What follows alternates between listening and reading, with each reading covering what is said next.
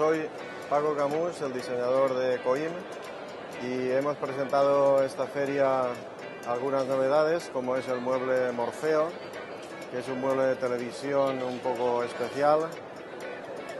También hemos presentado la cama Rocco, es una cama lacada en blanco, y hemos hecho una ampliación del modular Lucrecia.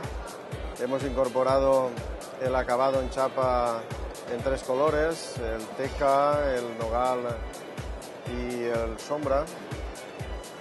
Y también presentamos un par de aparadores, el aparador Futurama y el aparador Sparta.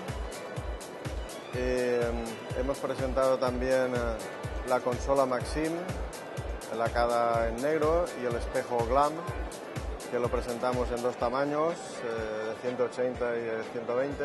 Y básicamente esto es lo que tenemos.